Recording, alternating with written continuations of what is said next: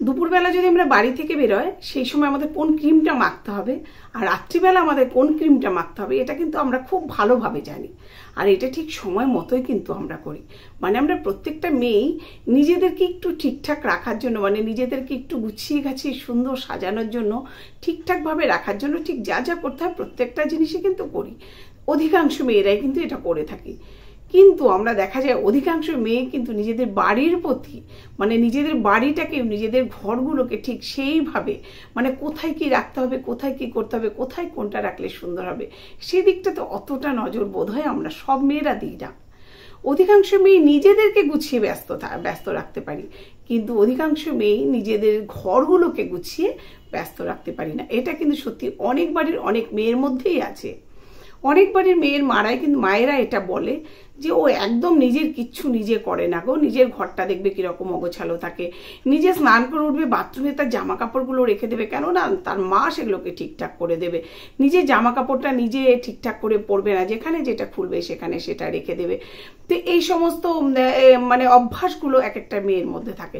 কিন্তু তো কই তা বলে তো এটা করো না যে তোমার চুলটা পাগলের মতো নিয়ে তুমি বাড়ি থেকে বেরোচ্ছ, বা তুমি চোখে কাজল দিতে ভুলে যাচ্ছ, কই এটা তো করছো না।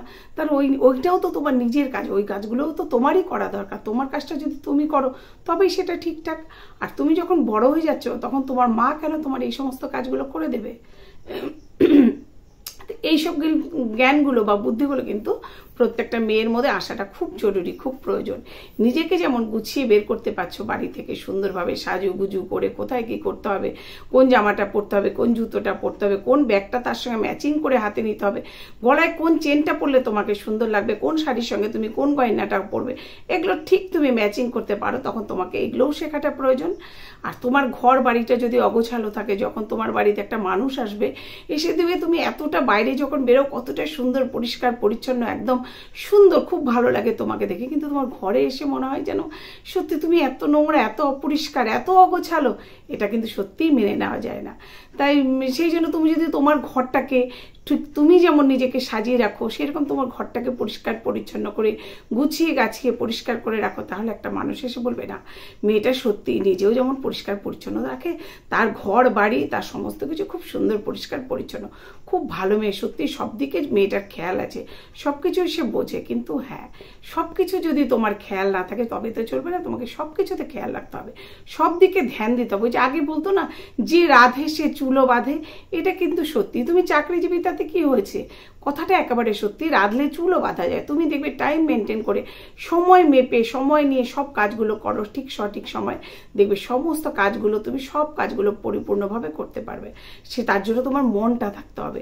তুমি যদি মনে করো না নিজের সঙ্গে সঙ্গে আমার বাড়িঘর, আমার জিনিসপত্র সব কিছু সুন্দর করে সাজিয়ে গুছিয়ে রাখবো, যেটা যেখানে প্রয়োজন সাজিয়ে গুছিয়ে রাখা সেটা সেখানে রাখবো, দেখবে সেইভাবে সুন্দর থাকবে তাহলে তোমার ঘর বাড়িও। আর একটা মানুষ এসেও বলবে না মেয়েটা সত্যিই খুব গুণী, মেয়েটার ভেতরে অনেক গুণ আছে। দেখো নিজেও যেমন সুন্দর সেজে গুজে ওদিকে চাকরি করছে, প্রত্যেকদিন বাড়ির থেকে বেরোচ্ছে, নিজের সংসারটাকে, নিজের বাড়িঘরটাকে, নিজের বাড়ির মানুষগুলোকে সেই একইভাবে সুন্দর সাজিয়ে রেখেছে। সত্যিই মেয়েটা ভীষণ গুণী।